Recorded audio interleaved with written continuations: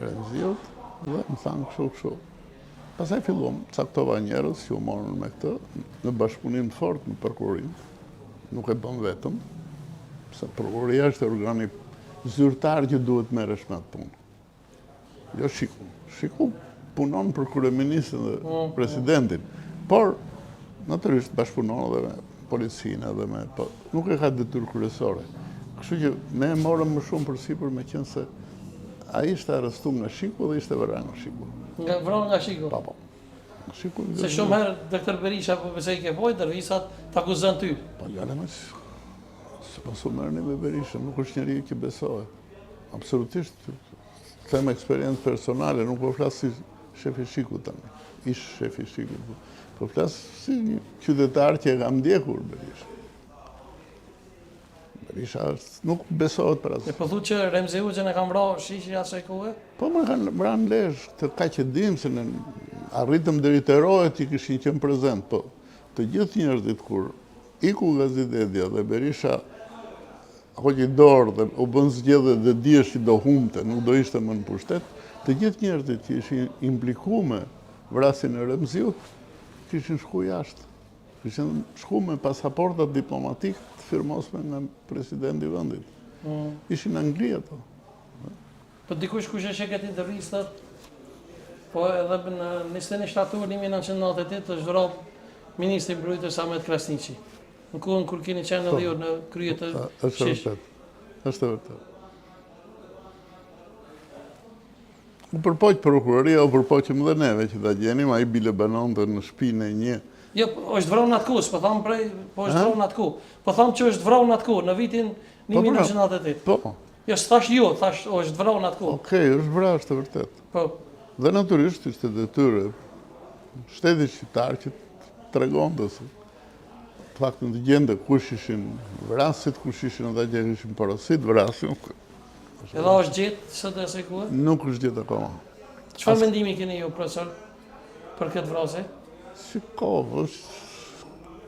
Nuk e di. Tani do ishte gjuna që unë të them një gjë në opinion do, se di vërtet. Mos i bie më qafë kërkujt. Po dhe ati si figurë. Se ai quhesh që ishte ministri i mbrojtjes, pa akoma s'ishte mbrojtje. Nuk ishte akoma ministra? Nuk ishte ministri. Ja kishin dhënë fjalën që do ishte ministri i mbrojtjes. Unë kam takuar 2-3 herë se vinte për farku. Çfarë mendimi keni pas për ta personalisht? Pozitiv, ishte njëri që normal. Por çështja e tyre s'ishte aq normale. Pse? Paske kishin kriju një ushtri të qeverisë së Kosovës në emigracion, që quhesh FARC, dhe në të ishin mbledhur vetëm oficera. S'kishin ushtar, vetëm oficera, ishin shqiptar të Kosovës që kishin studiuar në për akademitë ushtarake të Serbisë, Serbia të Jugosllavisë, kryesisht akademitë që ishin serbe, se ushtrinë e kishte Serbia, di është në Jugosllavi. Dhe ata merrnin një rrok të mirë këtu, kishin lënë ushtrinë jugoslave, kishin ardhur këtu po kaq. Nuk u futën kurrë, kërkuam, t'i ndihmojmë që të futen në Kosovë. Asnjëherë s'pranuan. Asnjëherë s'ka pranuar. Shtyn, jo. Asnjëherë gjithmonë shtyn. Për mendimin tënd nuk ka pas FARC, a? Jo, FARC ka pas e mbanin veten ata. Është fjala në front të luftës. Ne kishim një siklet.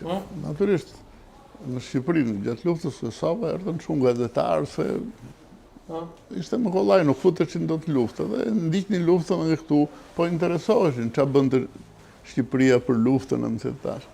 Dhe natyrisht ato çkës nuk vinin në Shqipëri, vinin vetëm njerëzit e rëndësishëm. Dhe ata nuk vinin veshur ushtarak, vishin civil. Kurse këta të farkut mbanin uniformën e UÇK-s dhe dilnin për Tiranë. Në Tiranë, në Lezhë. Ati ku ishin 3 kampe kishin këta, në Kavaj, në Lezhë dhe në Tiranë. Dhe ushtarët UÇK-s që shëtisnin në për Tiranë është absurde. I thamë disa herë, kjo ishte problemi jonë kryesor, që të paktën këtë mos të bëni. A ke pas takime, sigurisht? Natyrisht që ke pas takime me Bujar Bukushin në atë kohë, po? Ja. Asnjëherë? Ja.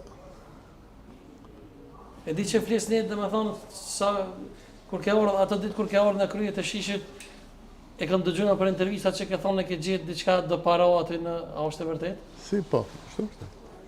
Sa para? Diku ke gjysma e shifrës që qeveria e Kosovës i kishte dhënë shishit. I kishte dhënë 600.000 marka, se marka ishin, akoma si ishte euro. Domthonë praktikisht kanë qenë 300.000. Unë gjeta 300.000. 300.000 ishin harxuar, po E kishte pse ja ka dhënë?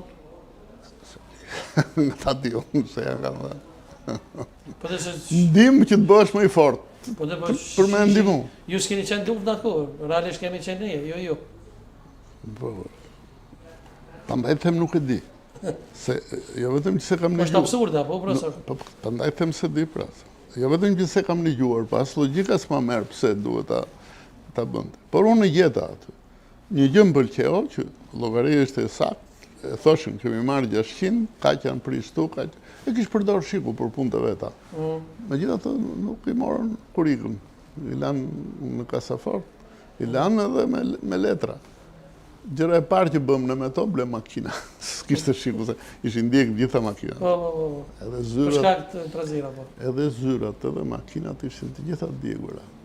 Dhe ne ndërtuam gjithë zyrat, nuk bëm tendera, i ndërtuam vetë. Edhe ndihmon dhe ato para. Vim deri tek njoja jote me ushtrisë shqiptare të Kosovës, ajo që i njofton më po më ju intereson më shumë të shqiptarëve të Kosovës. E kam dëgjuar intervistat e tua shpesh herë se më dëgjoj me ëndje se e di që ke kontribuar shumë për ushtrisë shqiptare të Kosovës. Jo, ma po kontribuoj. Ke thonë që e taku me dy njerëz. Njëri i ka pas ondrat pak më të mëdha, tjetri ka qenë më realist. Është vërtet. A muj me ditë kush kanë qenë ata njerëz? Të parin kam taku Ibrahim Kërmendin. Një shoqe ime e klasës e kishte të vetin do në kushuri. Është andeja nga Plava. Dhe më thak shumë ardhë. Thash, po më e takoj më shumë qef bilet. Shof që do thot. Dhe më foli. Kishte që po organizohemi, po bëhemi, por më çuditin qikë se aje konsideroj luftë klasike. Do blim tanke, do blim aeroplan. Nuk e takova, ma pastaj tarsha sa. Nuk e morë seriozisht. Ja, se mora seriozisht. E i dyti? I dytë ishte Vitaliti. E pashtë që Vitaliti ishte tjetë gjë fare. Dhe në sqaroj që pse ishte në Tiranë, qa përfaqësonte, qa kishim bërë deri atëherë, dhe qa donin të bënin, ku donin të rrinë. Natyrisht më pëlqeu, që Kosova ishte pambarë, se u qëkëja. Këtë kishte në objektiv në vetë. LPK-ja, fillimet e UÇK-s janë LPK-ja në Zvicër.